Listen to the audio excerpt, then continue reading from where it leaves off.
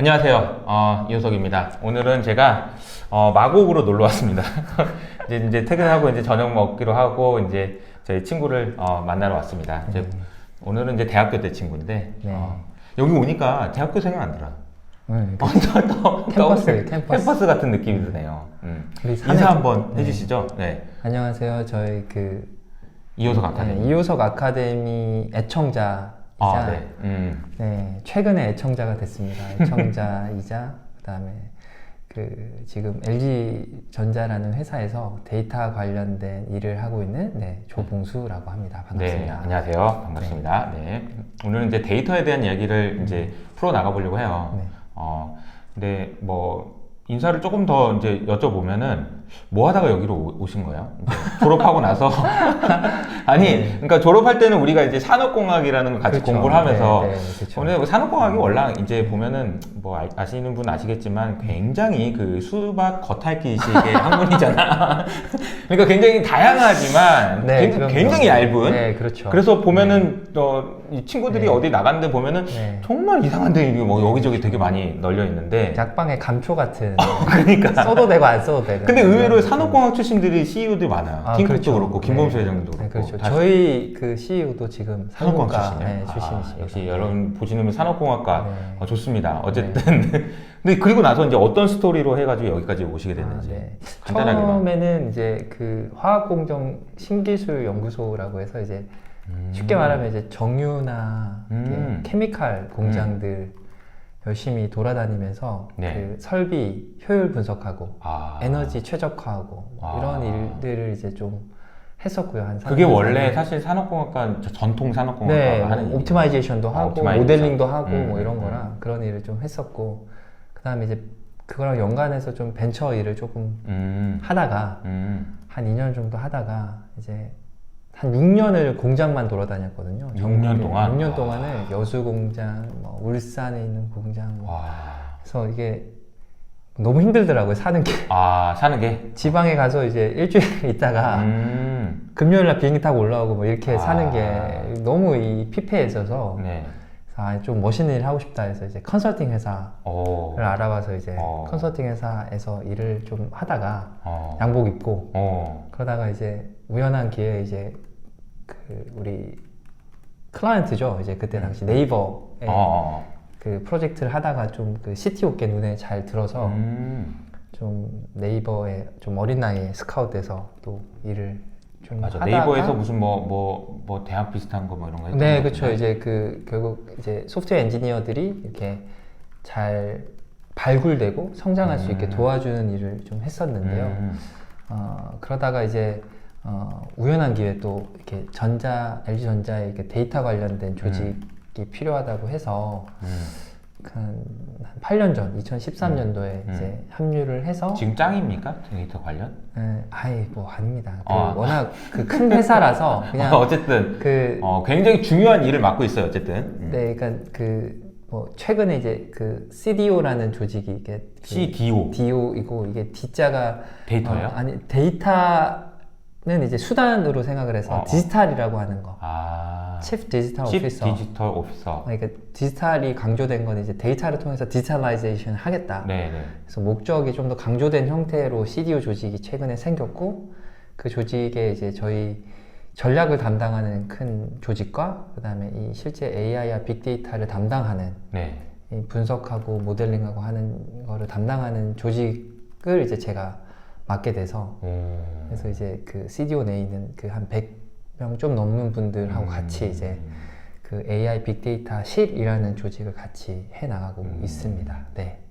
한 8년 정도 됐습니다. 근데 뭐 여기저기 떠돌다가 CTO 갔다가 뭐 본사로 갔다가 이번에 CDO 조직으로 이제 좀 제자리를 찾아온 듯한 느낌이랄까요? 이게 얘기를 들어보니까 이거 화학과 화학과에서 이제 같이 상공과랑 복수전공했나요? 아니요, 전과했습니다. 전과자입니다.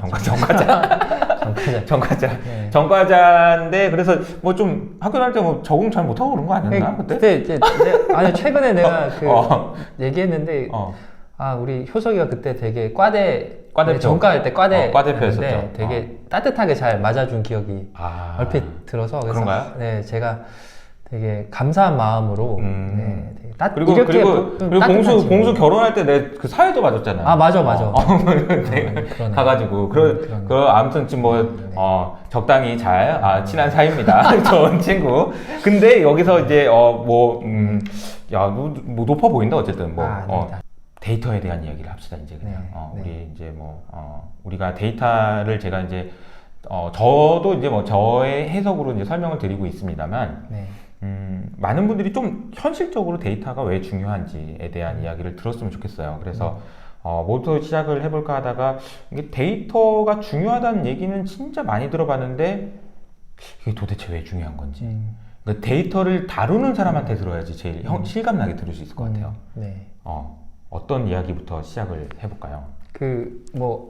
아까 이제 잠깐 같이 이렇게 찾아서 봤지만 이제 그 데이터와 이제 오일이라는 단어, 데이터가 이제 이 요즘 시대에 이제 석유 같은 역할을 한다고 해서 이제 구글에서 이렇게 찾아보시면 이제 그 오일 시추하는 바다에서 그림이 있고 거기에 이제 구글, 페이스북 이렇게 쭉 있는데 중간에 구글이 딱 있거든요. 그렇죠.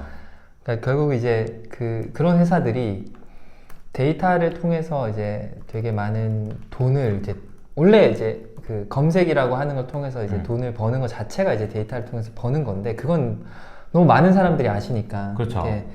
검색 엔진에서 텍스트 데이터를 잘 이제 그 프라이어타이즈를 하고 내가 이제 어떤 키워드를 좀 약간 우선순위화를 하고 우선순위야. 그러니까 내가 검색했는데 내가 조봉수 검색했는데 이상한 사람 나오는 게 아니고 그러니까 내가 나랑 관련 있는 조봉수가 딱 나오는 게 좋은 거잖아. 그러니까 그거를 순서 우선순위를 그렇게 이제 그거 하는 게 잘 하는 게 서치 엔진이고 그걸 잘 찾게 만들어 주는 기술을 바탕으로 이제 시작이 됐는데 여기에서 이제 그 1세대 돈을 버는 방식은 이제 그냥 보통 이제 네이버 같은 경우는 크게 보면 돈을 내는 키워드가 있고 돈을 안 내도 되는 정보용 키워드가 있어요. 예를 들면 그냥 내가 이제 뭐 특정 뉴스 같은 걸 검색해 보는 단어들이 있을 수 있잖아요. 많이. 그런 것들은 그냥 이제 뉴스 검색하고 돈 낼 필요가 없잖아요. 그게 소비하고 끝나는 거예요. 근데 우리가 예를 많이 드는 게 내가 LG전자의 에어컨 LG전자 에어컨이라고 치지 않고 에어컨 그 다음에 무슨 나이키 신발 혹은 나이키 신발이라고 브랜드를 특정 안 하더라도 무슨 내가 러닝화 이런 거 치면 보통은 이거는 뉴스 검색을 하려고 하는 게 아니라 살려고 하는 거잖아요. 그러니까 뭔가를 알려고 하는 게 있고 살려고 하는 게 있어요. 그럼 보통은 이제 살려고 하는 쪽에 대한 돈을 비딩을 시켜요. 그럼 예를 들면 내가 러닝화 쳤을 때 나이키도 나올 수도 있고 아디다스도 나올 수 있는데 얘네들이 비딩을 해가지고 내 걸 먼저 올려줘, 네 걸 먼저 올려줘 이렇게 해서 이제 그 돈을 받아서 운영을 하는 거였거든요. 1세대가 자 그러면 왜 이런 쇼핑 관련된 것만 열심히 하시지 왜 이런 쓸데없는 정보들도 다 이제 열심히 인덱싱을 해서 검색을 잘할 수 있게 하느냐. 사용자가 있어야지 이거 할지 저거 할지 모르니까 그렇지. 익숙한 환경에서 이제 사용자를 많이 모으기 위해서 처음엔 이걸 준 거예요. 그리고 이거에서 사람들이 모이니까 서비스를 막 하다가 이 정보 검색을 하는 사람들이 많이 모이니까 거기에 이제 사람들이 물건을 사려고도 검색을 하네? 이러면서 거기에 비딩이 붙여지고 그러면서 이제 착착착착착착 이제 돈을 쓰는 영역으로 이제 더 무게중심이 옮겨간 거죠. 근데 이제 이렇게 되면 이제 이게 1세대 정보. 정보를 이제 검색을 하고 거기서 나오는 고객의 그 사용자들의 행동의 변화를 통해서 돈을 만들어낸 사례인데 이제 이런 걸 이제 요즘 세대는 완전 넘어선 거죠. 이런 게 완전 넘어선 게 그러니까 우리가 막 그런 얘기를 많이 하잖아요. 빅브라더라고 해서 구글은 모든 걸 알 수 있다. 근데 사실 한국 사람들 네이버 같은 경우도 네이버에 있는 데이터만 가지고서도 이효석 씨의 약간 소득 수준이라던가 그 다음에 가족 관계라든가 이런 걸 유추할 수 있어요. 실제로 가능해요. 그러니까 유추한다라는 게 이제 확실히 맞진 않아도 얘는 요 정도의 어떤 이런 정도 대충 이제 바운더리에서 그렇죠. 바운더리를 알 수 있어요. 그리고 좀 더 개인적인 취향까지도 이 사람이 이제 뭐 자꾸 누르더라. 뭐 자꾸 누르고 어떤 취향이 어떻고 네. 약간 좀 이상한 사람인지 아닌지 정말 알 수 있어요. 진짜 알 수 있어요. 그래서 여러분이 검색창에 검색 조심해서 하셔야 되고요. 혹시나 이렇게 뭐 이렇게 정치권으로 가시거나 뭔가 이렇게 권력의 길로 가시려는 분들은 네. 정말 조심하셔야 됩니다. 오케이. 큰일 납니다. 다 할 수 있어요, 정말. 빅브라더가 정말 존재하고요. 근데 네이버가 그 정도면 구글은 어느 정도일까? 전 세계를 다 하는데. 근데 네이버가 제공하는 서비스는 사실은 되게 작아요. 근데 구글의 예를 들어 생각해보면 네네. 여러분들이 구글, 그러니까 뭐 저만 해도 구글을 통해서 이메일을 쓰죠. 이메일을 쓰고 캘린더를 통해서 스케줄을 관리를 하고 심지어는 저는 구글 포토에다가 제 사진을 다 올리고 있어요. 네. 그쵸. 그뿐만 아니라 내가 어디 다니면 뭐 검색을 해가지고 뭐 해외 같은 경우는 더 그렇겠지만 어떤 레스토랑을 그치. 클릭을 하기도 하고 맵도 있고 맵을 확인해서 다니는 라우트가 나오기도 하고 뭐 저 같은 경우는 리뷰를 남기기도 하거든요. 해외 어떤 레스토랑 갔는데 괜찮으면 별점 주기도 하고 그런다는 거죠. 그러면 얼마나 많은 걸 알 수 있을까 이 사람에 대해서 내가 어떤 정보를 구글에서 찾아보고 검색하는 걸 넘어서 구글이 제공하는 수많은 서비스 네. 정말 수많은 애플리케이션을 통해서 나는 싱글 아이디로 상상을 못할 정도의 정보를 다 남기는 거예요. 다 남기고 있어요. 흔적을 남기는 거죠. 네, 내가 해왔던 모든 행위들이 남아있어요. 구글 포토만 뒤져봐도 거기 페이스 레코그니션 되죠? 띠디디 인식돼서 뭐 저도 이제 사진 보면 이효석 얼굴 딱 뜨거든요. 사진첩에. 그럼 그 클릭하면 이효석 관련된 사진이 나와요. 근데 뭐 예를 들어 내가 얘가 이효석이라는 이름을 또 쳤어. 그럼 뭐 구글에서 우리가 뭐 그걸로 행아웃으로 커뮤니케이션 하는 거를 거기다가 이제 뭐 예를 들면 태깅을 했어. 그러면 얘가 이효석인 걸 아는 거야. 이효석과 내 관계가 맺어지는 거지. 네. 그럼 얘가 어떤 친구 관계를 갖고 있는지, 어떤 가족 관계를 갖고 있는지, 근데 얘가 어디를 다니는지, 어디 다녀서 얼마짜리 레스토랑에서 돈을 쓰는지, 또 뭐 검색을 했어 구글에서. 그래서 뭐 뭘 쇼핑하는지, 뭐 애플 제품에 빤지, 삼성 제품에 빤지, 뭐 너무 많은 걸 알 수 있는 거예요.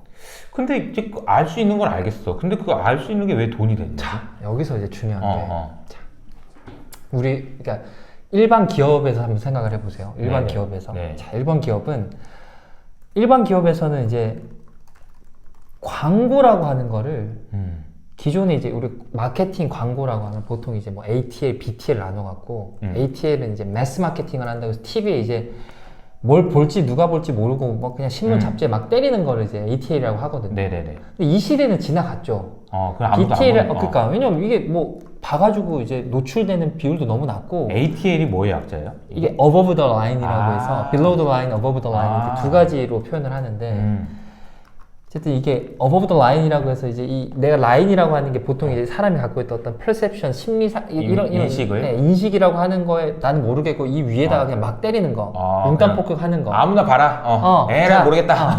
BT에 그러면 이제 연결돼 있는 거야. 내가 얘가 누군지도 좀 알고. 그렇지. 얘가 정밀 타격이죠. 네, 정밀 타격을 하는 거죠. 그래서 이게 그 정밀 타격을 하기 위해서 마케팅이 체험 마케팅도 나오고 그리고 이제 대표적인 게 뭐 타겟 마케팅, 온라인 그쵸, 마케팅 이런 게 이제 온라인 마케팅은 예를 들면 네이버 배너에 빵 때리는 것도 있을 수 있겠지만 그게 아니라 내가 어떤 특정 카페나 어떤 특정 커뮤니티에 딱 그 내가 원하는 사람들한테만 딱 정밀 타겟해가지고 하는 거 이런 것도 이제 그런 기술로 계속 발전을 해나가야 되거든요. 그렇죠. 그러면 이제 당연히 마케팅하는 입장에서는 살만한 놈한테 살만한 물건을 추천하고 싶지 정말 뭐 이렇게 돈 쓰고 싶지 않은 거죠. 내가 혼자 살고 되게 합리적인 소비를 하는 고객한테 막 1,000만 원짜리 냉장고를 막 보여줄 필요가 없는 보여주면서 돈을 막 써제끼는 거야. 이러면 짜증이 나는 거죠. 그렇죠, 잘못 그렇죠. 정밀 타격이 안 되는 거니까. 근데 온라인은 이미 그런 채널이 만들어져 있는 거예요. 우리가 잘만 디자인을 하면. 그래서 잘하면. 온라인 상에서 마케팅은 타겟 마케팅이라고 하는 게 너무나 필요하고 너무나 하고 싶어 하는 거예요. 왜냐면 돈을 적게 쓰고 싶으니까. 최소의 돈을 써서 최대 효과를 내고 싶으니까. 그렇지. 그게 너무 당연한 거잖아요. 그러면 이제 정밀 타겟을 하려고 하는데 정밀 타겟이 하려면 어떻게 해야 돼요? 이 사람 알아야 될 거 아니야. 알고 싶은 거예요. 일단 우리는 고객을 알고 싶어. 근데 예를 들면 내가 우리 회사가 LG전자가 고객을 알 수 있는 방법이 얼마나 될까? 잘 없어요, 사실. 이게 뭐 고객이 수리를 해서 찾아가서 이 사람 집에 찾아가가지고 문제가 있는 고객 찾아가가지고 이 사람이 집이 좀 잘 사나 어느 주소에 있나 뭐 이렇게 남겨진 정보. 그 다음에 뭐 기껏해야 배송해가지고 이제 배송된 정보. 근데 한국은 뭐 배송된 정보가 일부 있지만 해외는 우리가 직접 배송을 못 하거든요. 그 로컬에서 배송을 해요. 또 베스트바이 같은 데서 팔리면 베스트바이가 배송을 하지 우리가 배송을 안 하거든요. 그럼 이 고객 정보가 없어요. 대부분이 고객 정보가 없어. 그러면 우리 걸 누가 샀는지 뭐 잘 쓰고 계신지 뭐 시그너처를 샀는데 이게 뭐 누가 시그너처를 도대체 사는 거야. 도대체 이 비싼 냉장고를. 이 비싼 냉장고를 샀는데 이 사람들은 왜 샀고 누가 샀고 그런 걸 알면 좀 더 정밀하게 타겟해서 야야 이거 봐봐 이거 진짜 좋은 거야 라고 하면 살 수 있는 사람은 그렇죠.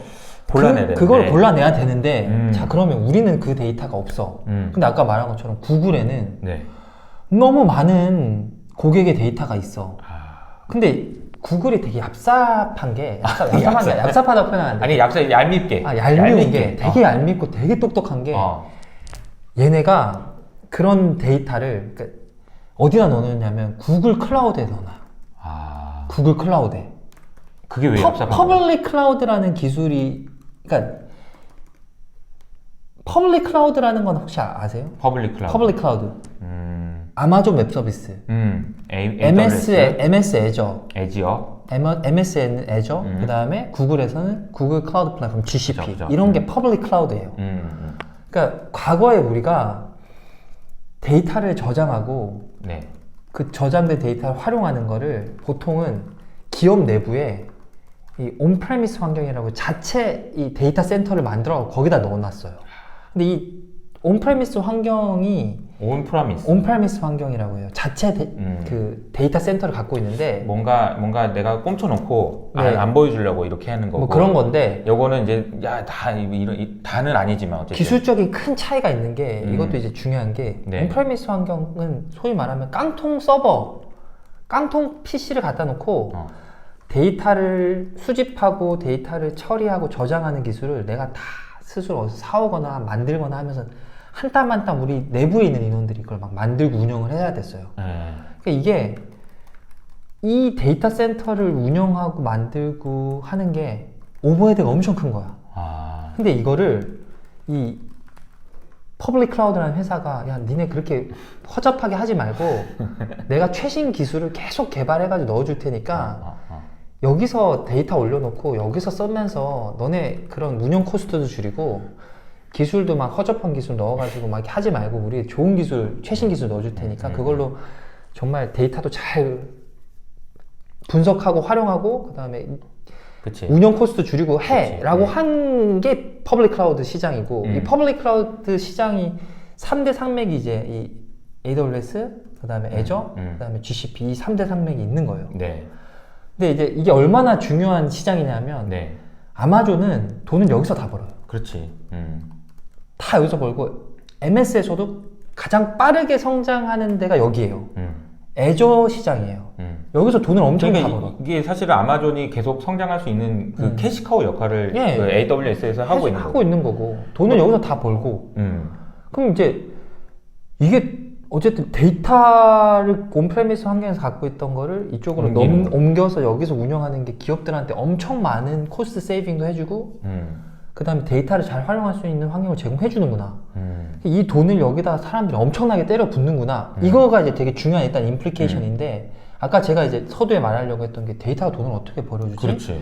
구글이 고객 데이터를 많이 갖고 있어. 나는 타겟 마케팅을 하고 싶은 니즈가 있어. 이 사이에서 구글이 돈을 어떻게 버냐면 아까 구글 클라우드라는 게 이제 구글 클라우드 플랫폼이라고 GCP라고 하는 게 있는데 얘가 기술적으로는 애저나 그러니까 AWS나 애저에 비해서 너무 수준이 너무 낮다가 그런데 좀 낮아요, 많이. 어떤 면에서?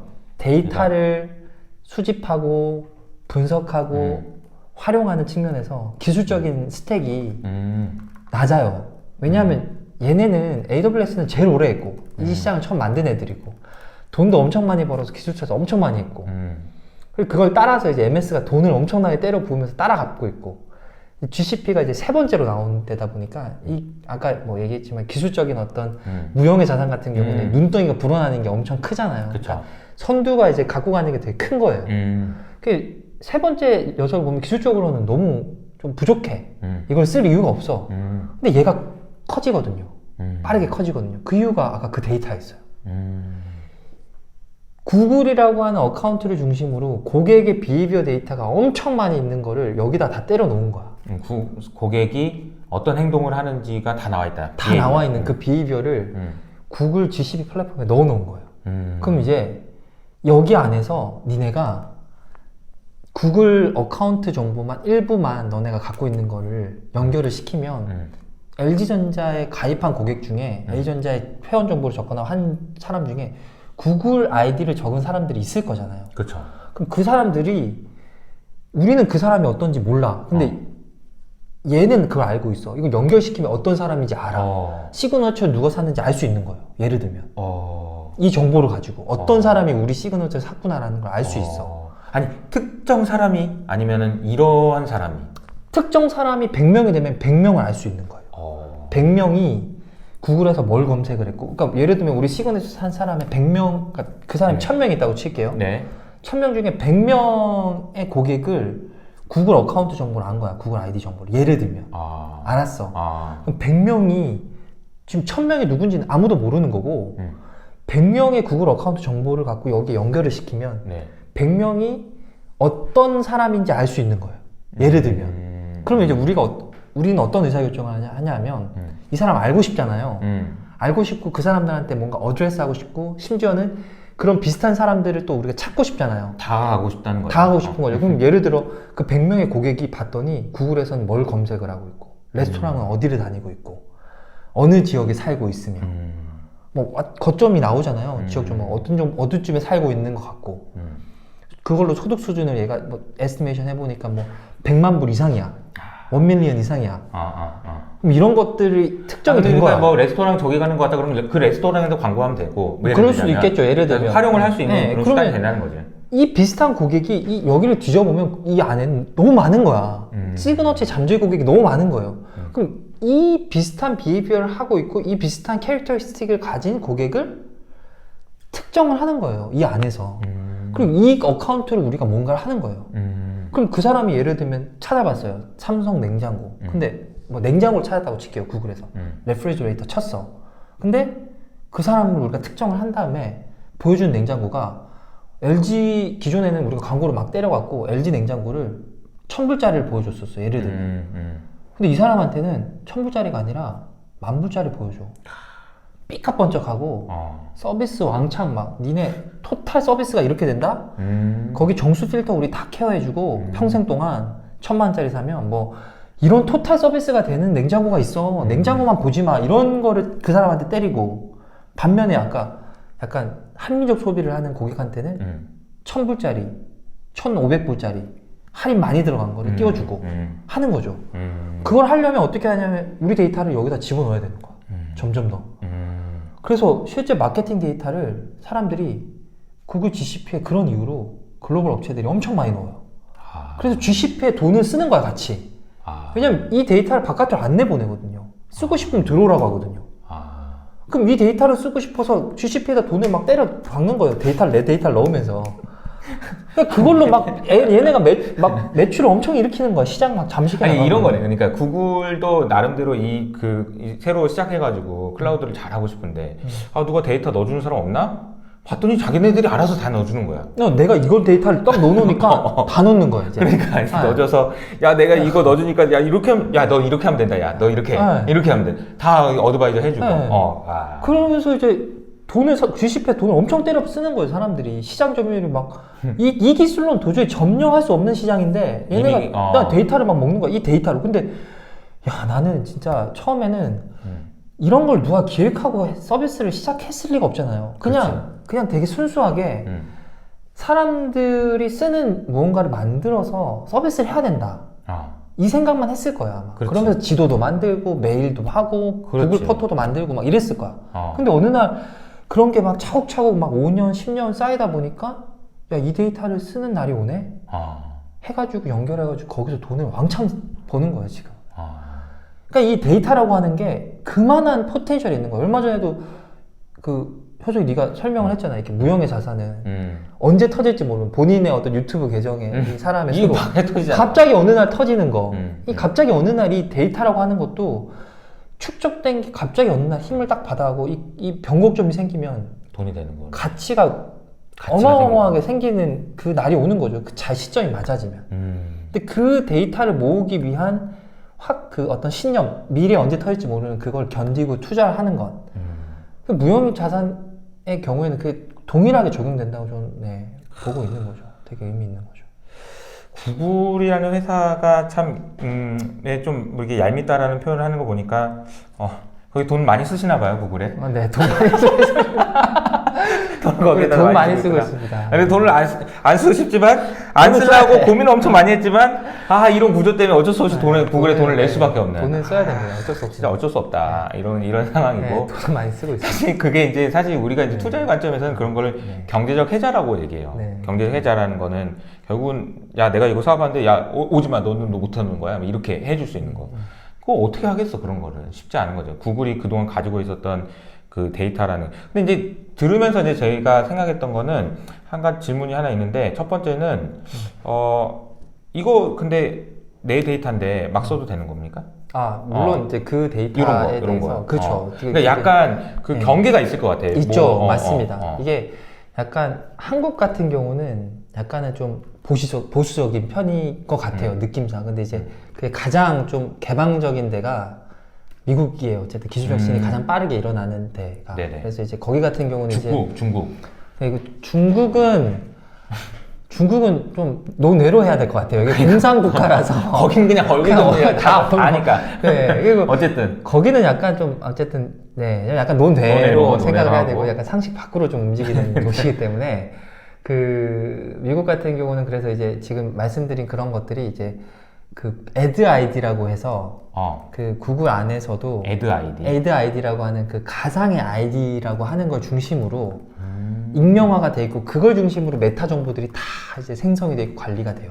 그러니까 이 add ID라는 그러니까 내가 구글 어카운트 정보가 있지만 내 관련된 아까 말씀드린 그런 정보들은 가상의 변환된 add ID라는 걸 중심으로 메타 정보들이 생성이 돼 있고 이 내 아이디와 메타 정보가 연결되는 것들은 아주 강도가 높은 보안 수준이 아주 높게 관리가 되고 있고 그럼 이제 익명화된 요 정보를 가지고서 활용을 하는 건데 이 활용이 이제 우리나라 같은 경우는 약간은 공익성이 있는 형태로 쓰여지면 그게 익스큐즈가 되는 형태로 분위기가 좀 흘러가고 있어요. 네. 과거에는 이제 아예 그게 막 안 되는 것처럼 이렇게 되게 많은 개인정보 보호인 거잖아요. 그렇죠. 그리고 이제 그런 것들이 이제 되게 강력하게 이렇게 분위기가 형성돼 있었는데 최근 이제 데이터 관련된 법안들이 이제 조금씩 이제 풀리기 시작하면서 그런 것들이 공익성을 갖고 있으면서 활용이 되는 경우에는 이제 좀 활용될 수 있는 구조로 가고 있고요. 그러니까 결국 요약은 뭐냐면 내 개인 정보가 그대로 노출된 상태로 아까 그런 구글 플랫폼에 적재되는 게 아니라 내 개인 정보라고 하는 게 해시 처리가 돼서 익명화된 상태로 다른 메타 정보와 결합이 돼서 무슨 말인지 알겠어. 나는 여기 있어. 나는 내 거 진짜 아이디는 여기 있어. 근데 add 아이디라는 걸 하나 만들어서 여기서 이제 따로 이제 논다는 거죠. 그렇죠, 여기서 여기 있는 애들끼리만 이렇게 한다. 그렇죠. 근데 여기랑 연결해야 될지 나한테 광고가 오는 거 아니야? 맞죠. 결국은? 그렇습니다. 예, 그렇죠. 결국에는. 근데 여기랑 안 된다며. 그러니까 보안 수준이 높다며. 그러니까 그거를 이제 활용을 할 수 있는 환경이 구글 플랫폼 안에서만 가능한 거예요. 제한적으로. 야, 그러니까 이제 이거는 약간 구글이 다 아는 거지. 구글은 일단 다 알아. 그럼 나를 믿으라는 얘기네. 그러니까 맞아요. 구글은 무조건 빅브로더예요. 구글은 다 알아. 그리고 구글이 이제 나는 공익적인 측면에서 너네들의 마케팅을 잘 도와주기 위해서 이렇게 하는 거야. 그러니까 잘 포장을 해놓고 돈을 버는 거예요. 별도의 비즈니스로. 약간 제가 이제 좀 이거는 좀 삐딱하게 좀 보면 삐딱하게 보면 다 아는 거 알면서 그냥 add id 이거 그냥 만들어 놓은 거 아니야 그냥? 이거 다 아는 거 아니야? 지는 다 알아요. 얘네들 다 알아요. 얘네들 다 알아. 근데 우리는 몰라. 안 가르쳐줘. 우리는 몰라. 안 가르쳐. 절대 안 가르쳐주고 이거는 구글만 진짜 뭐 없다고 얘기를 하는 거지. 실제로 높을 거고요, 당연히. 그러니까 우리는 모르는데 구글은 다 알아. 기본 구글 다 알죠. 구글이 왜 몰라? 구글이 다 알지. 진짜 무섭다. 근데. 구글이 모르는 게 없어. 구글은 너무 많은 걸 알고 있어요. 그러니까 이제 이거 참 뭐라고 말할 수가 없네. 아 그렇구나. 되게 나쁜 짓 하고 살면 안 된다니까. 다 안다니까. 다 알아. 구글은 다 알아요. 다 모든 걸 다 알고 있어. 구글은 다 알고 있어. 전 세계 뭐 한 50억 명, 60억 명을 다 알고 있어. 특히 구글 그리고 유튜브에서는 이상한 행동을 하면 안 되겠네요. 그렇죠. 유튜브도 구글 거잖아. 다 하는 거 다 하는 거지. 다. 구글은 다 하는 거지. 뭘 보고 있는지 다 하는 거지. 이상한 거 보면 안 되는 거지. 그러니까 데이터 얘기를 하면서 30분 동안 구글 얘기만 했는데 거의 야 근데 구글이 얼마나 그 대단한 기업인지가 데이터라는 틀을 가지고 이렇게 얘기를 했습니다. 그러면 이제 제가 이제 좀 더 이제 질문을 다음으로 넘어가면 데이터를 이제 다루는 것이 어렵다라는 것이 왜 어려운지를 일반인들은 알 수 있는 방법이 없어요. 그래서 직접 뭐 엔지니어 분들, 그 소프트웨어를 개발하시는 분들, 데이터를 다루는 일을 하시는 분들 입장에서 왜 이게 어려운지 이걸 좀 설명해 주면 좋을 것 같아요.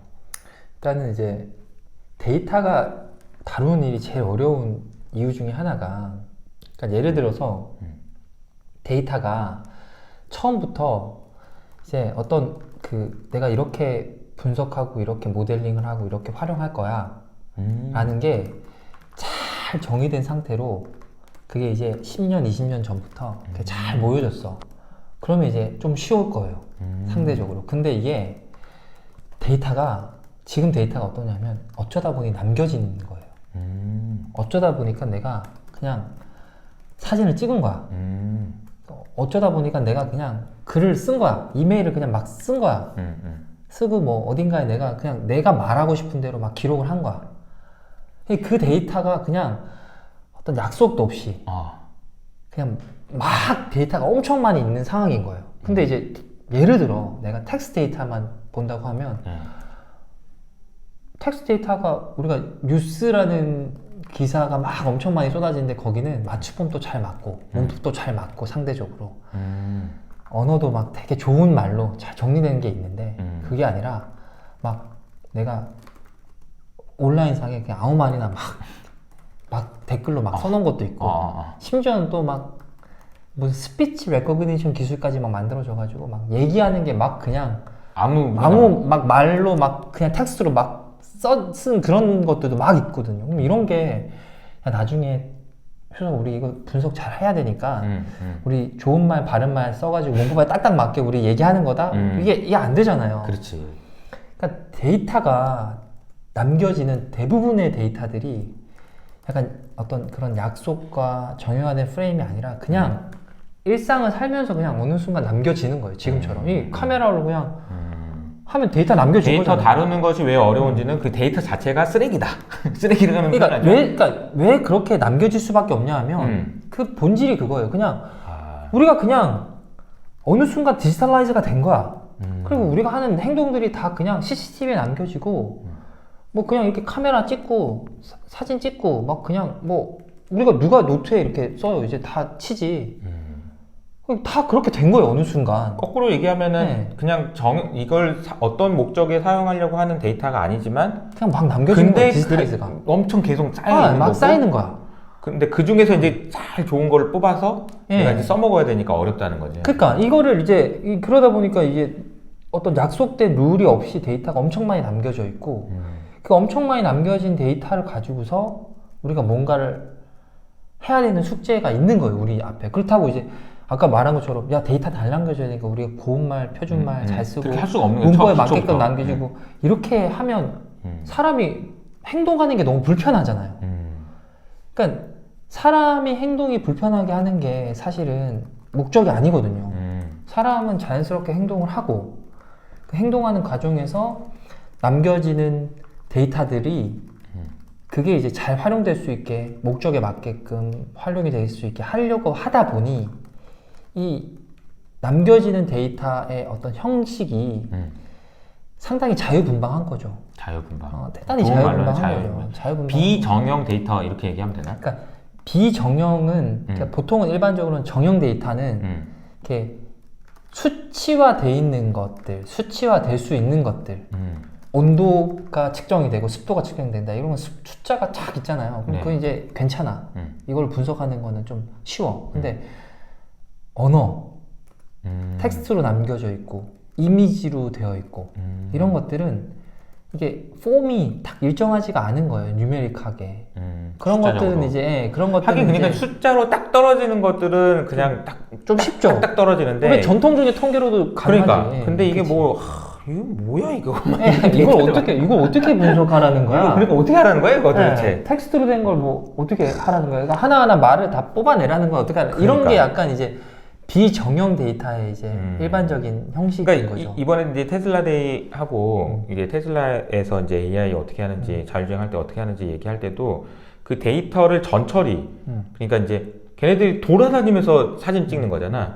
봉수야 여기 저기 봐 하나 둘 이게 아니고 돌아다니면서 막 찍는 거니까 사진이 삐뚤 빼뚤 막 난리가 아니거든요. 근데 그걸 분석을 하려면은 이걸 이렇게 바꿔서 이렇게 해야 되잖아. 근데 그거 하는 거 자체가 너무 어려운 것 같더라고. 그렇죠. 그러니까 이제 그런 걸 할 수 있게끔 하려고 이제 테슬라 같은 경우도 이제 사실 자율주행이 얘기가 나와서 이제 얘기를 하면 이제 이번에 테슬라 대해서 자율주행 관련해서 가장 큰 변화는 뭐냐면 기존에는 자율주행이 이 라이다 방식이라고 해서 이게 레이저를 이제 포인트를 쏴가지고 여기 뭐가 있네 해가지고 디텍션을 하고 피하네 뭐 이런 건데 이 기술을 벗어난 거예요. 지금 이번에 한 거는 그렇죠.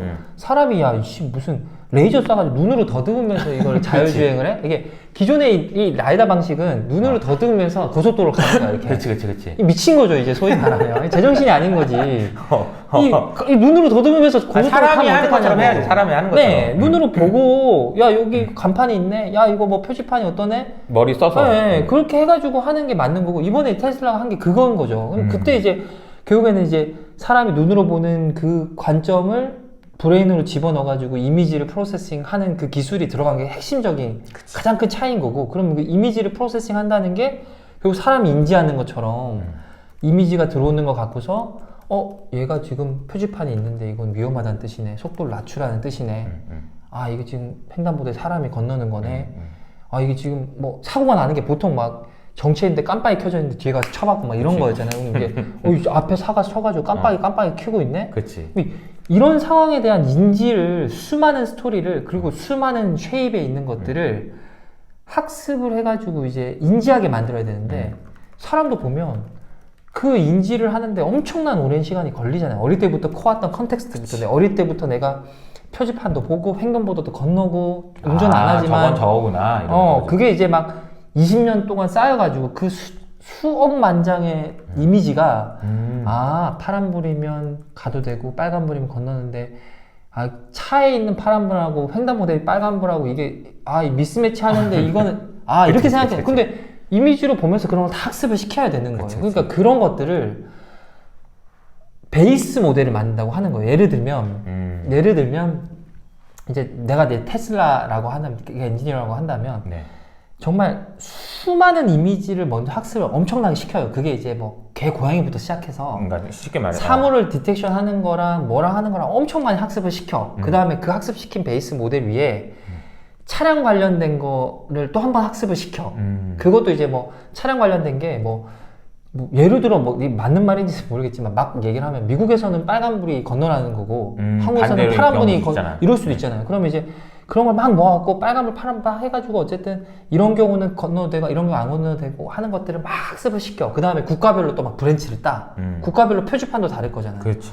그런 모델들을 다 만들어야 돼요 나중에는.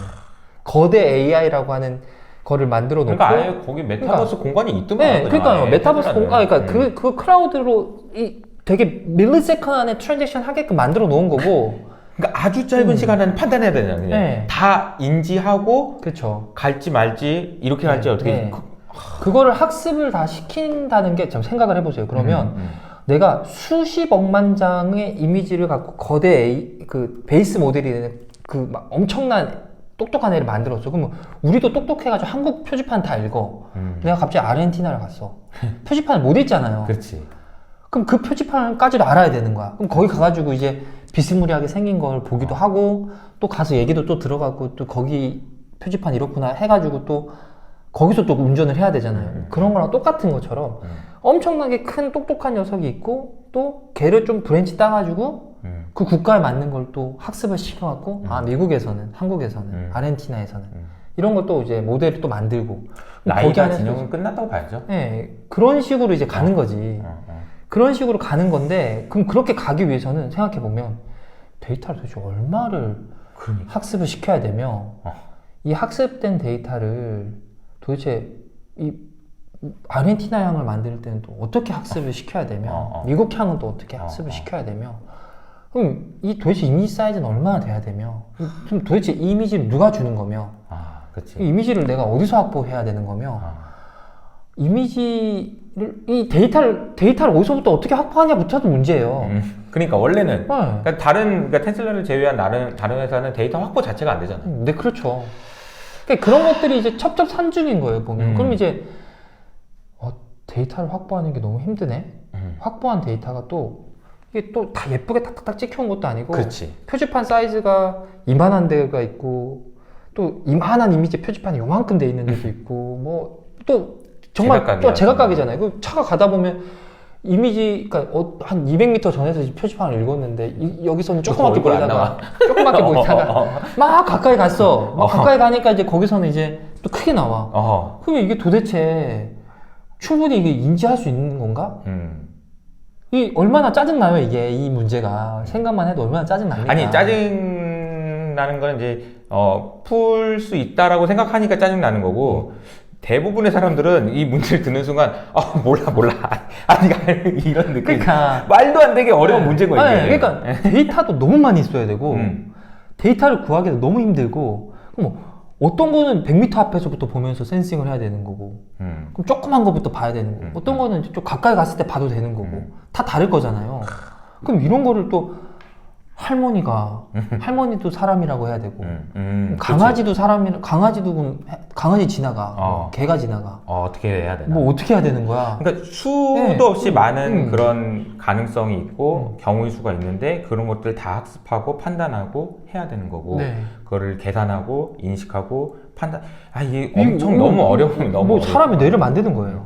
그래서 지금 제가 이제 막 얘기를 한 게, 저는 이제 나중에 좀 무서운 게, 진짜 매트릭스 같은 세상이 될 것 같아요. 그냥 왜냐하면 영화처럼. 왜냐하면 이게 되게, 한번 생각을 해보세요. 이게 우리 사람이 센서 역할을 하고 있다고 생각해요. 어느 순간 우리가 돌아다니면서, 이 핸드폰 가지고 돌아다니면서 엄청나게 많은 데이터를 이 인공지능에다 넣어주고 있어.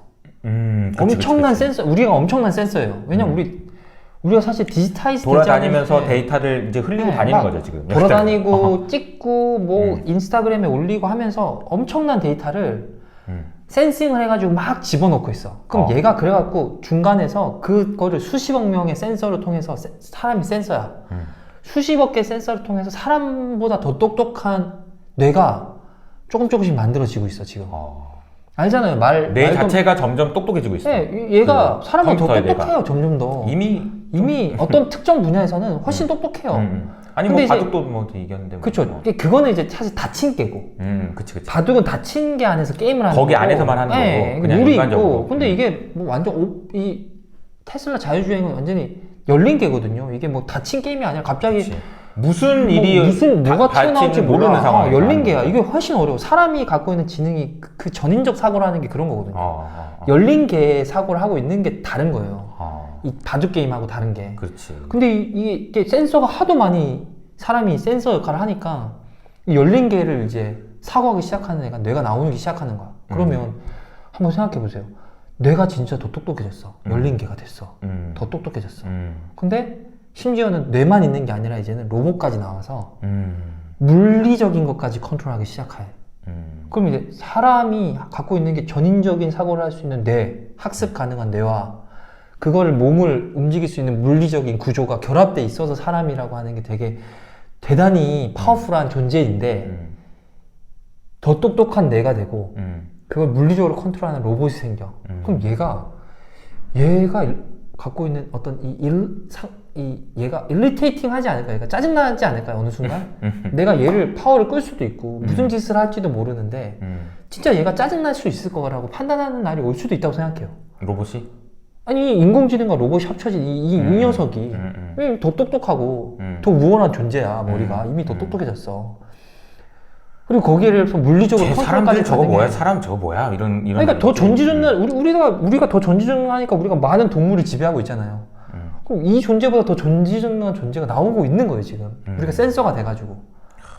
그러니까 이게 이렇게 보면 무서운 거죠 사실. 되게 무섭지. 잠깐만, 근데 데이터가 다루는 게 왜 어려운지로 나왔는데 무섭다까지 나왔어. 그러니까 이제 뭐냐면 데이터 자체가 너무 다루기가 어려운 데이터들인데 뭐 테슬라 자율주행 같은 얘기, 그리고 이제 이거를 해서 어떤 식으로 이제 다루고 있는지.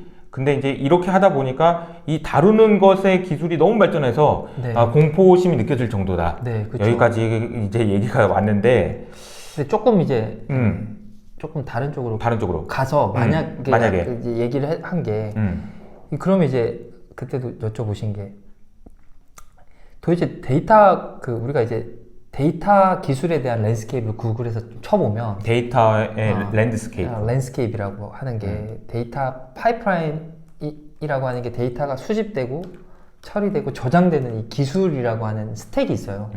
근데 얘가 수집하고 뭐 한다고요? 수집 데이터를 어디서 이제 수집해 와야 되잖아요. 네. 모바일에서 수집해 올 수도 있고 또 수집된 서버에서 또 다른 서버로 또 보낼 수도 있고 그럼 데이터를 수집하는 기술들이 있어요. 네네네. 수집해 오는 기술이 있고 그 수집된 처리를 해야 돼요.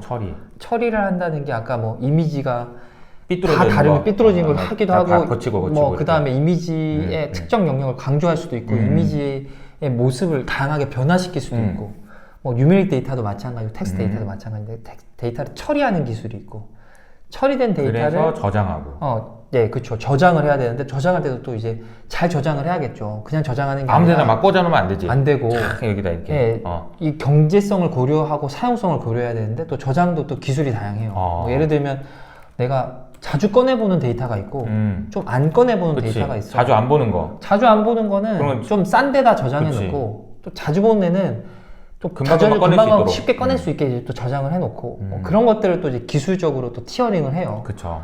그럼 이제 그렇게 해서 데이터 저장이 되면 또 그걸 갖고 활용을 해야 되잖아요. 활용을 한다는 게 뭐 분석을 해가지고 대시보드로 만들 수도 있고 거기에 이제 AI 기술이나 머신러닝을 써가지고 예측 모델을 만들어갖고 예측값이 배타나게 할 수도 있고 그럼 그 배타낸 데이터가 또 이제 어디론가 또 가겠죠.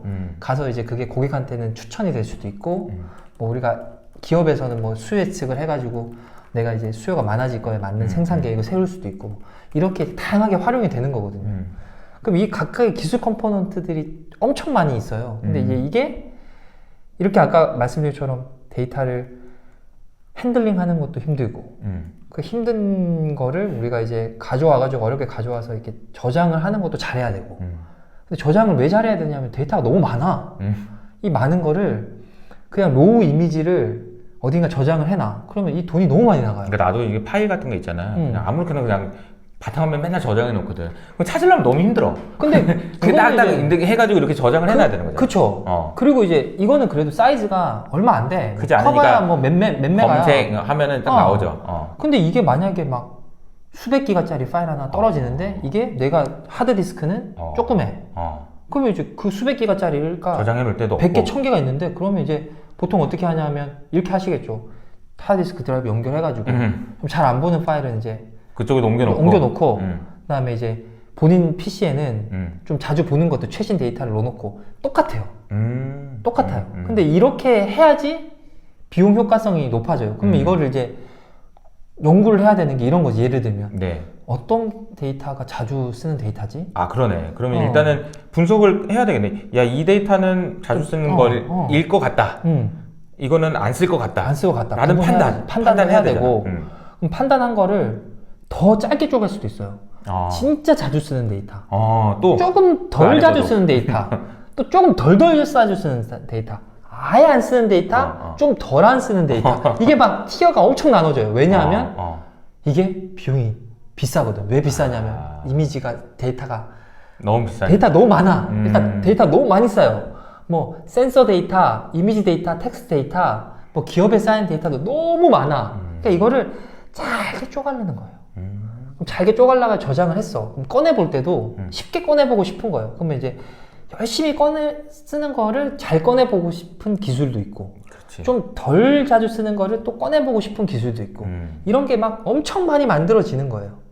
그럼 그렇구나. 이게 이제 그러면 이런 기술이 왜 많이 만들어지냐? 그리고 이게 도대체 얼마나 돈이 되니까 이렇게 만들어지냐? 아까 그 데이터 랜드스케이프 그걸 쳐보면 이 조그만한 기업들 하나가 네. 이게 뭐 5년 전부터 4년 전, 3년, 2년 전 이렇게 연도별로 쭉 보면 이 조그만한 애들이 이만한 데에서 뭐 각 기술 스택별로 이 로고가 박혀 있는데 이게 예전에는 이게 몇 개 없었어요. 큼직큼직한 게 있다가 막 1년 지나면 이게 막 점점 작아져. 막 엄청 많이 박혀 있어. 근데 이 회사 로고 하나가 수십 조짜리 회사인 거예요. 이런 게 막 생겨나는 거야. 이렇게 생겨나는 이유가 뭐냐면 아까 얘기한 것처럼 딱 그 데이터 하나를 처리하는 그 기술 하나. 뭐 예를 들면 내가 데이터를 잘 저장하는 기술 하나. 그리고 내가 데이터를 저장하는데 내가 이 티어링을 잘하고 싶어. 좀 비싼 놈, 자주 쓰는 놈과 덜 자주 쓰는 놈을 잘 나누고 싶어. 그 기술 하나만 딱 만들면 이거를 전 세계 너무 많은 데이터들을 분석하고 활용하는 회사에다 막 갖다 꽂을 수 있는 거예요. 근데 이게 그러니까 제가 이제 부연 설명을 좀 하자면, 그러니까 이제 데이터 뭐 분석, 뭐 관리 이러면 일반인들 입장에서는 그 데이터 그냥 그거 하는 거 아니야? 그냥 뭐 조정해 뭐 그런 거 아니야? 이렇게 생각을 했는데 이제 말씀하신 거를 이제 들어보니까 하나하나 단계별로 할 게 진짜 많네. 근데 그 단계별로 할 게 진짜 많은데 그 분야 세분화된 분야 그거 하나만 잘하는 걸 써도 전 세계에서 데이터를 관리하는 모든 회사들한테 쫙 뿌릴 수 있기 때문에 그렇죠. 엄청난 돈을 벌 수 있는 거네요. 그리고 그런 거를 AWS 같은 데다 꽂잖아요. 그럼 AWS는 이미 전 세계에 다 쓰고 있습니다. 사용자가 클라우드 플랫폼 사용자가 너무 많아. 그리고 얘네들이 돈을 매년 수천억씩 내. 막 고객 하나가 수백억. 그냥 우리나라 대기업이 삼성전자나 이런 데서 그냥 1년에 AWS나 구글이나 이런 퍼블릭 클라우드 회사에다가 못해도 천억 이상은 넣어요. 그럼 그런 회사가 이제 엄청 많은 거잖아요. 막 수천억씩 내니까 이게 돈을 수십조를 벌고 그 수십조의 순이익이 엄청나게 높은 건데 거기에 기술 스택 하나를 탁 꽂아 넣었어. 그럼 AWS에서 예를 들면 내가 티어링을 좀 더 잘하고 싶은데 이 더 잘할 수 있는 기술 하나를 딱 박아갖고 딱 집어넣었어. 그럼 이게 글로벌리 사용자가 막 늘어나기 시작해. 그럼 그걸 한 번 쓸 때마다 이렇게 되는 거야. 한 번 쓸 때마다 돈을 조금씩 내거든요. 근데 그 데이터를 처리하는 그때마다 조금씩 낸다는 걸 보통 SaaS형 서비스라고요. SaaS형. 서비스 as a service인데, 그러니까 그 SaaS형 그 서비스라고 하는 것들을 집어넣거나 해가지고 그거 하나의 서비스가 딱 플러그인 돼가지고 이게 사람들이 쓰기 시작하고 이름이 좀 펼쳐지면 이게 돈이 너무 많이 되는 거야. 이거 하나 딱 꽂히면. 그럼 이제 그냥 끝나는 거예요, 그냥. 그 비용, 근데 기업은 그거 하나를 써가지고 티어링만 조금만 잘해도 비용이 세이브가 많이 되는 거지. 뭐 10억은 그냥 절감하는 거예요. 10억, 20억 그냥 절감하는 거예요. 그러니까 돈을 윌링 투 페이 하는 거지. 낼 수 있는 거죠. 이거는 너무 자명한 거예요. 내가 10억, 20억 내는 게 내가 쓰는 거에 따라서 조금만 데이터를 효율화해가지고 저장하고 처리하고 분석하는 것만 딱 해줘도 돈을 그냥 엄청나게 내는 거예요. 그걸 긁어 모으는 거야. 전 세계 그 이미 다 꽂혀 있는 파이프라인에다가 쭉 긁어 모으는 거야, 한 번에. 그러니까 몇 년 사이에 그냥 순이익이 막 말도 안 되게 늘어나고 기업 밸류에이션이 막 엄청나게 늘어나는 거예요. 그게 하나 아다리 될까 보면서 돈을 막 꽂는 거지, VC들은. 이거 하나만 되면 하나만 딱 꽂히면 그냥 끝나. 그러니까 이게 이런 거지. 이게 그런 거네요. 이제 만약에 이제 AWS를 얘기했으니까 AWS에서의 어떤 뭔가 데이터 처리나 뭐 이런 것들을 할 수 있는데 도움이 될 수 있는 뭔가 약간의 기여를 하면 얘가 가지고 있는 세상이 너무 커서 그쵸. 여기 들어가는 순간 이런 세상이 열리는 거죠. 바로. 그러면서 매출이나 이런 게 아무것도 아니었다가 그냥 바로 이렇게 넣으라는 거예요. 바로. 그 데이터에 돈을 그만큼 쓰고 있는 거예요. 기업들이 내가 데이터를 우리 기업의 데이터, 기업에 필요한 고객의 데이터를 수집하고 처리하고 저장하는데 이미 돈을 생각해보면 그러니까 아마존이라는 회사의 캐시카우가 AWS래. 그러니까 돈을 거기서 다 버는 거예요. 돈을. 근데 그걸 한번 생각을 해보세요. 그 아마존 회사 얼마나 큰 회사예요. 그렇지. 1,000조짜리 회사인데 1,000조짜리 회사에서 돈을 AWS가 돈을 다 벌어. 그럼 기업들이 돈 얼마나 쓰고 있다는 거예요. 전 세계 모든 기업들이. 되게 아이러니하네. 근데 그러고 보니까 삼성전자가 반도체 만들어가지고 하고 있는데 우리는 반도체 만들어 클라우드 회사에 또 돈을 내고 있다. 엄청 많이 아이러니하는 거네. 그래서 그 데이터를 그때 이제 지난번에 설명해 준 이게 시간 좀 되긴 했는데 요렇게 되는 거 있었잖아. S자 곡선, S자 곡선. 그것도 하나 설명해 줘. 그래서 이게 데이터라고 하는 기술이, 그러니까 데이터도 그렇고 소프트웨어도 비슷한데 이 성장 곡선이 되게 재밌는 게, 일반적으로 우리가 성장 곡선, S자 성장 곡선을 그릴 때 이렇게 그리잖아요. 이게 전통적인 제조 산업의 성장 곡선이에요. 그러니까 이게 우리가 처음에 시작할 때 되게 힘들게 인프라 투자도 많이 하고 뭐도 하고 해가지고 올라가서 그 다음에 이제 약간 내가 노력한 만큼 이게 그치. 항상 이제 깔리다가 열심히 노력하다가 이제 노력한 만큼 나오는 비례 구간이 되고 먹고 살만해서 저 더 올리기가 힘든 구간이 나타나잖아요. 요 X자곡선이 이렇게 생겼는데 소프트웨어나 데이터 영역 어떠냐면 여기가 좀 신기한 게 여기 좀 짧아. 쉽게 올라가 이렇게. 그 다음부터 여기서 길어요 이게. 여기가 길어. 요렇게 돼 있어요. 이게 무슨 제조업은 이렇게 됐다면 여기서 전통적인 산업은 이런데 전통적인 산업 대부분은 이렇게 생겼는데 이게 이제 데이터나 소프트웨어 영역은 이게 조금 가다가 물론 배우는 게 좀 힘들죠. 배우다가 그러다가 이게 여기 요 비례하는 영역이 구간이 되게 짧아요. 여기서 놀아. 그리고 이 세츄레이션 된 데서 많이 놀아요. 계속 가야 되는 거네. 계속. 이게 이렇게 올라가지가 않아요. 여기 요 좁은 영역에서 박 터지게 싸우는 거예요. 여기서 왜 그런 건가? 일단 첫 번째는 이제 뭐 소프트웨어 좀 배워갖고 좀 하잖아요. 그러면 이제 금방 뭐 정말 아무나 데이터 사이언티스트라고 할 수 있어 진짜. 뭐 석사학위 졸업하고 뭐 좀 뭐 이렇게 뭐 연구소에서 조금 뭐 한번 뭐 프로젝트 하나 하면 데이터 사이언티스트야 이미. 뭐 이미 자기는 전문가야. 뭐 되게 쉬워 보여요. 처음에 뭐 파이썬으로 뭐 이렇게 라이브러리 몇 개 다운 받아갖고 몇 개 짜보면 막 뭐 금방 뭐 나와. 뚝뚝 나와. 근데 이제 나온 다음에 뭐 우리가 수요 예측을 한다. 그러면 뭐 한 70%짜리 잘 만들어요. 뭐 60%짜리 뭐 만들어 70%짜리 만들었다 칠게요. 아니면 뭐 이미지에서 클래시피케이션 하는 거 뭐 해가지고 꽃 그림 가져오고 개 그림 가져오고 닭 그림 가져오면 이제 꼭 개 닭 잘 구분해요. 이렇게 그 정도는 해요. 할 수 있다. 그런 거는. 근데 아까 이제 실제로 이게 상용 서비스가 되려면 이게 90점짜리로 안 되거든요. 그거네. 91점, 92점, 93점 가져야 되거든요. 근데 이 가는 게 너무 고통스러운 거야.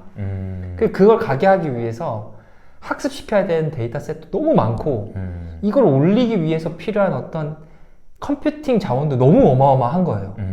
근데 싸움을 여기서 하고 있는데 이 많은 사람들이 여기서 싸움하는 게 아니라 여기서 싸움하고 있다고 착각하는 거예요. S자곡선이. 그러니까 싸움이 일어나는 영역과 고민이 일어나는 데가 우리 선진국들, 우리 잘 나가는 우리 미국 회사들, 거기 그 천조국 아저씨들, 실리콘밸리의 그 연봉 높은 아저씨들하고는 다 우리나라가 글로벌라이제이션 된 국가고 우리 뭐 글로벌라이즈 된 그 경쟁해야 되는 회사들이잖아요, 다. 근데 이제 자꾸 로컬에서 이제 한국 안에서 뭐 여기서 싸우고 있다고 생각하면 안 되고 이제 컴페티션이 일어나는 데가 여기서 일어나거든요. 여기 세츄레이션 돼서. 근데 여기서 일어나는 그 세츄레이션 된 거를 우리가 돌파해야 되는데 그럼 여기가 이제 아까 얘기한 것처럼 1% 높이기 위해서 2% 높이기 위해서 엄청나게 많은 데이터와 엄청나게 많은 자원이 투입이 돼야지 이게 그 성능을 높일 수 있는 거예요. 근데 여기에 게임이 놀고 있는 데가 아무튼 소프트웨어와 그 다음에 데이터 영역이 여기서 놀고 있는 거고 이 구조를 이해하지 못하고 컴페티션이 여기 있다고 생각해서 잘 되네. 다 했네. 끝났네. 금방 뭐 다 따라잡겠네. 네, 뭐. 이러면 왜 안 되냐면 한번 생각을 해보시면 내가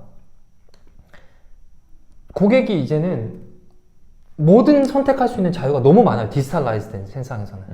그럼 사람이 얼마나 영악해요. 영악한 동물이에요. 되게 영악한 동물이고 내한테 조금이라도 편한 걸 하고 싶어 하는 니즈가 있어요. 항상. 근데 그걸 너무 우리가 과거에 어떤 그 뭐 물리적인 장벽이 있을 때는 그게 야, 뭐 어디 가기도 힘들고, 야, 내가 부산까지 가서 그걸 해야 되냐? 이러는데 그게 아니라 디지털라이즈 된 공간에서는 장벽이 없어. 그럼 내가 한 2%, 3% 편해. 2%, 3%더 정확해. 그러면 그걸 써요, 사람이. 왜냐하면 트랜지션 코스트가 없으니까. 이게 무서운 거야, 그러니까. 그러니까 엄청 무서운 세상인데, 이게 어떤 세상을 만드냐면 1등만 살아남는 세상을 만드는 거야. 그 세상을 만드는 거야, 실제로. 그러니까 이런 거예요. 코로나 때문에 사람들이 학교를 안 가잖아. 근데 학교를 안 가서 이제 유튜브로 이제 강의를 봐요. 근데 유튜브로 강의를 보는데, 경제학 강의를 보고 있는데, 옆에 그냥 눌러서 보니까 여기에 다모드란 교수가 경제학 교수를 하고 있어.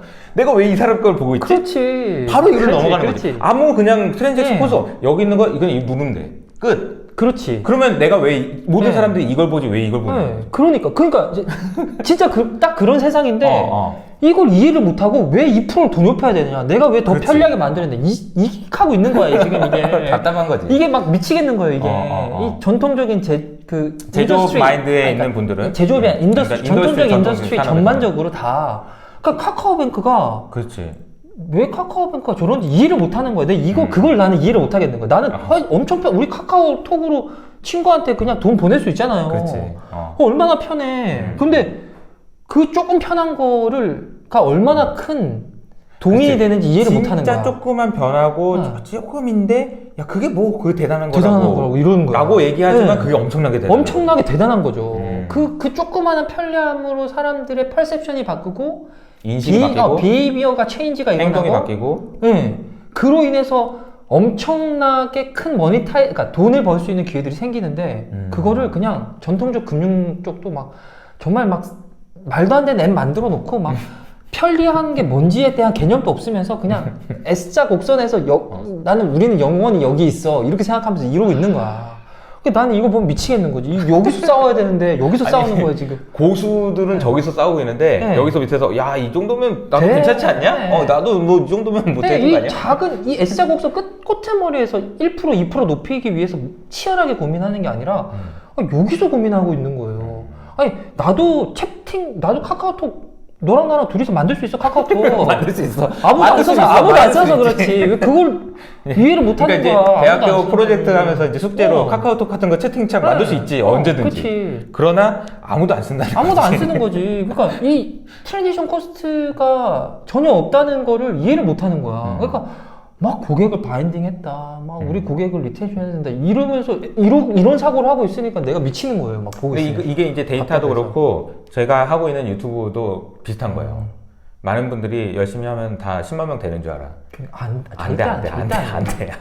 아니 이 무형의 이 무형의 어떤 세상을 이해를 못하는 사람들이 자꾸 의사결정을 하니까 이게 이제 괴로운 거지. 난 너무 괴로운 거지. 왜 1%를 높여야 되는지를 왜 이 사용성 하나를 미친 듯이 고민해야 되는지를 그걸 개선하기 위해서 그러니까 보통 보면 앞단이 편해지려면 뒷단이 엄청 복잡해야 되거든요. 그쵸.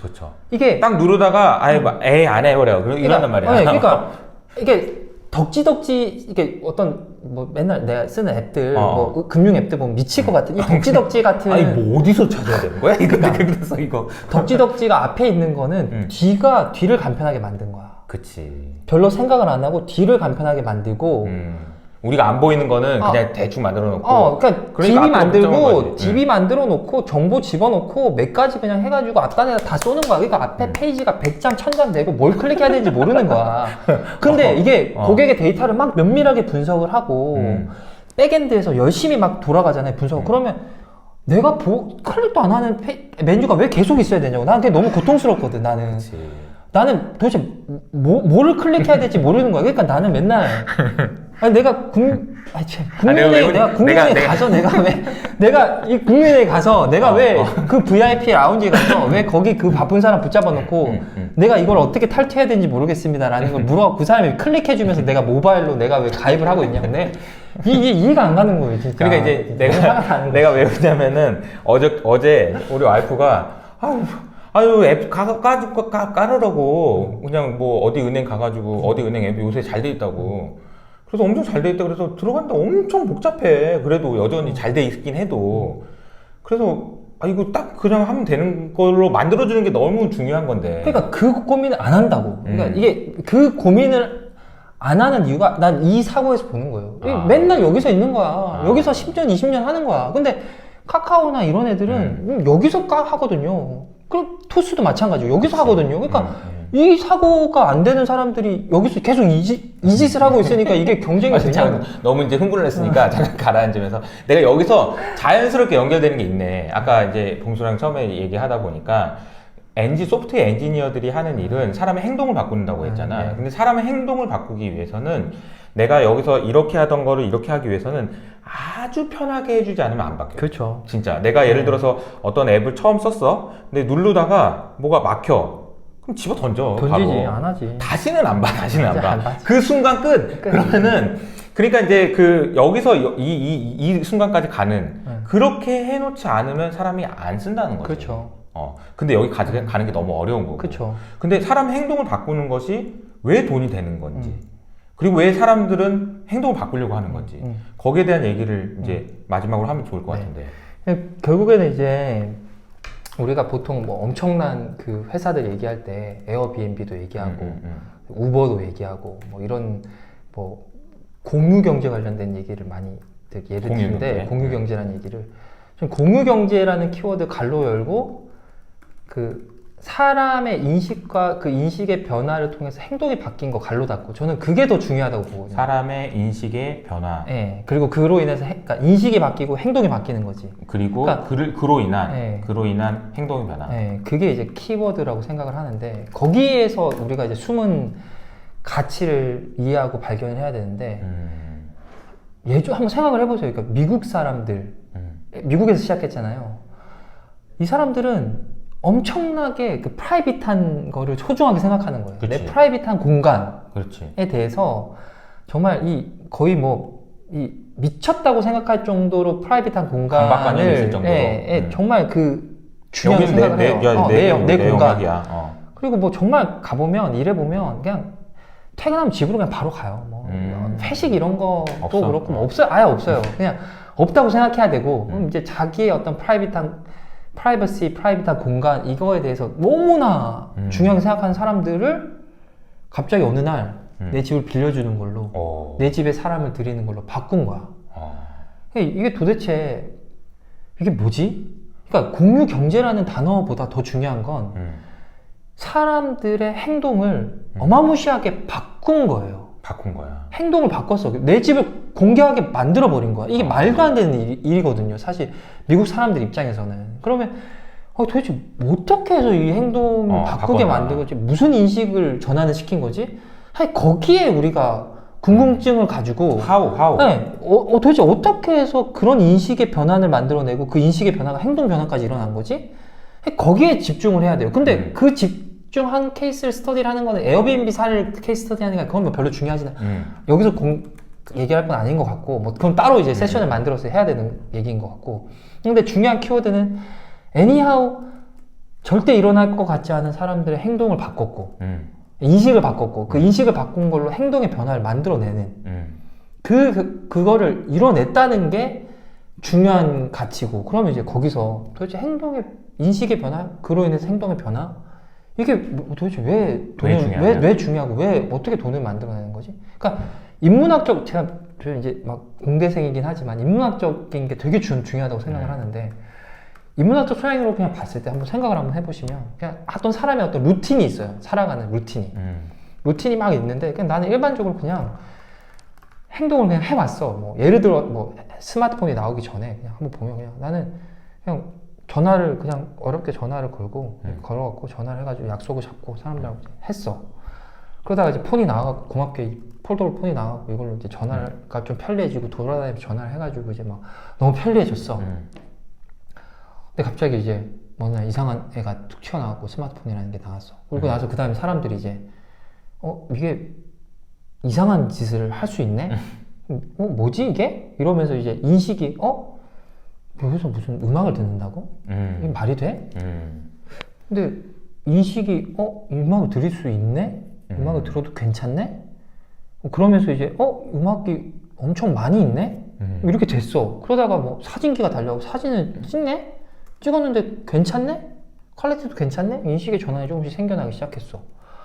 근데 그 다음에 그러면서 사람들이 뭐 하기 시작하죠? 사잖아요. 샀어요. 핸드폰을. 내가 소중하게 번 돈을 100만 원 주고 사는 거야. 이게 단가? 좀 더 생각을 한번 더 생각을 해볼게요. 내가 어떤 행동한 루틴인데 그게 행동의 변화가 일어났어. 그래서 뭔가 다른 행동을 하는 사람이 됐어. 그러면 내가 행동의 변화가 한다는 거는 내가 에너지를 뭔가 쓴다는 그 인문학적인 어떤 그 해석을 할 수 있는 거예요. 행동의 변화는 사용이다. 에너지를 사용하는 방식이 이게 물리적으로 보면은 그쵸. 에너지가 있어야 여기는 물건이 여기로 옮겨지는 것처럼 그쵸. 맞죠. 그런 것처럼 내가 행동을 바꾼다는 것 자체는 내가 행동을 바꾸는 거를 위한 어떤 뭔가 에너지를 쓴다는 거예요. 그렇지. 그 에너지가 내가 밥을 먹는 게 될 수도 있고 내가 벌어서 돈 그 축적된 리소스를 쓸 수도 있고 내 시간을 쓸 수도 있고 차를 타고 이동할 수도 있고 내가 뭐 여러 가지 뭔가 리소스를 쓴다는 거예요. 쓰기 위해서 변화가 일어나는 거야. 썼기 때문에 변화가 일어나는 거고 물리적으로. 그렇죠. 그러면 그 에너지가 어디서 나오는 거죠? 뭔가를 그 에너지를 쓰기 위해서 페이해야지 나오는 거예요. 돈을 지불해야지. 내가 먹는 걸로 지불을 하든 사는 걸로 지불을 하든 뭐든 지불을 해야 되는 거야. 여기에 기회가 있는 거예요. 행동의 변화를 만들어내는데 무조건 기회가 있는 거예요. 그러니까 구글이 뭔가 막 계획을 세워갖고 맵을 주고 뭐 포토 서비스를 제공하고 이메일을 준 게 아니라 내가 어렵게 편지 써가지고 사람들한테 보내는 이 행동이 너무 불편하다는 걸 알고 내가 뭔가 비헤비어 체인지를 한 거야. 이메일이라는 걸 서비스를 열심히 만들어가지고 거기서 막 편하게 막 주고받게 한 거야. 채팅하게 만들었고 페이스타임 같은 걸로 이제 막 얼굴 보면서 채팅하게 만들어 놓고 행아웃 갖고 막 하게 만든 거야. 어떻게든 행동의 변화를. 나는 거기다 시간을 쓰고 있어. 나 인스타그램에다가 사진 찍어갖고 내 거 올리면서 내 시간 쓰고 있어. 거기 해시태그를 갖고서 사진에다가 내가 정답새까지 막 만들어 놓고 있어. 내 시간을 쓰는 거야. 에너지를 쓰고 있어. 그랬더니 그 행동의 변화로 인해서 사람들이 뭘 하기 시작하냐면 인스타그램에서 내가 사람이 팔로워가 많아지니까 거기 광고도 놓고 내가 이걸 쓰니까 좋다 그러고 얘기도 하고 그러면서 이제 막 비즈니스가 만들어지기 시작하는 거죠. 행동의 변화가 만들어지니까. 그러니까 행동의 변화를 만들어내면 돈이 되는 거예요. 기본적으로 사람이 어떤 목적지향의 동물이기 때문에 내가 행동의 변화를 만들어냈어. 그 헤게모니를 어떤 사람이 쥐고 갔어. 그럼 그 헤게모니를 갖고 내가 뭔가를 할 수 있는 거예요. 사람한테 그 행동의 변화를 만들어낸 걸로 인해서. 그럼 죽으라고 행동의 변화를 만들어내야 돼. 근데 아까 얘기한 것처럼 사람은 되게 영민하기 때문에 어떻게 행동의 변화를 만들어내냐면 되게 미묘한 차이에서 행동의 변화를 만들어낼 수 있는 거야. 그 미묘한 차이를 미친듯이 바라봐야 되는 거지. 반대로 그게 없으면 행동의 변화가 없지. 안 일어나지. 미묘한 변화만으로도 차이로도 행동의 변화를 만들어낼 수 있으니까 그 차이를 막 보면서 해야 되는데 그걸 안 보고 여서 하고 있는 거라 막 미친 듯이. 그러니까 얼마나 답답해요. 왜 여서 하고 있냐고. 제발 여서 하지 말고 여서 해야 된다니까. 미묘한 차이. 우리 경쟁자는 거기서 있습니다. 여기서 놀고 있어요. 미묘한 차이에.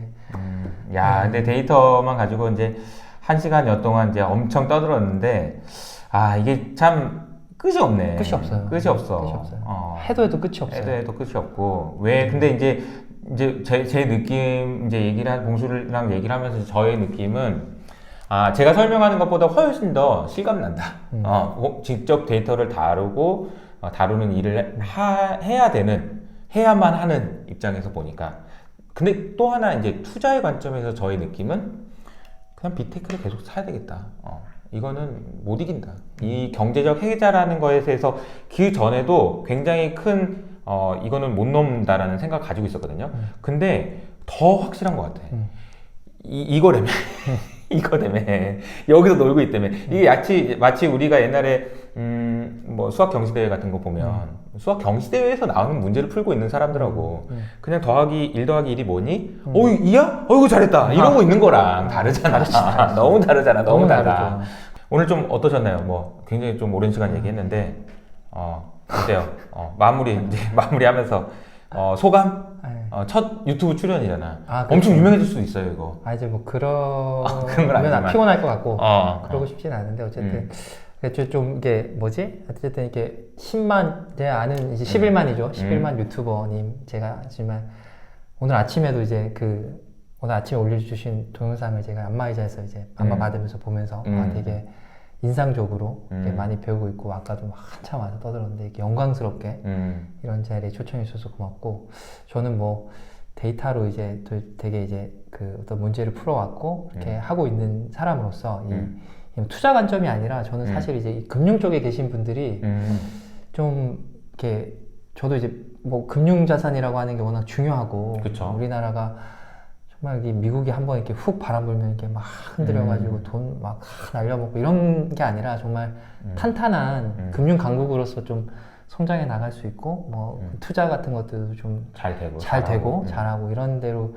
좀 가는 그런 어떤 그 시발점이 좀 이렇게 사고의 전환 할 수 있는 아주 작은 씨앗이 되면 좋겠다는 생각이고 네, 그래서 저도 좀 벌어둔 돈 가지고 이제 잘 투자해가지고 저도 좀 놀면서 좀 이렇게 평생 보낼 수 있고 경제적 자유도 하고 네, 그러니까 이제 이런 거예요. 근데 이제 봉수랑 오늘 얘기했던 게 이제 데이터의 중요성에 대해서 정말 많이 말을 했지만 이게 이제 그런 관련된 주식들이 항상 오르는 건 또 아니에요. 그렇죠. 근데 이제 그게 언제 오르고 언제 빠지고 이런 것들을 제가 이제 보는 거고 그렇기 때문에 되게 세련되게 투자를 해야 돼요, 또.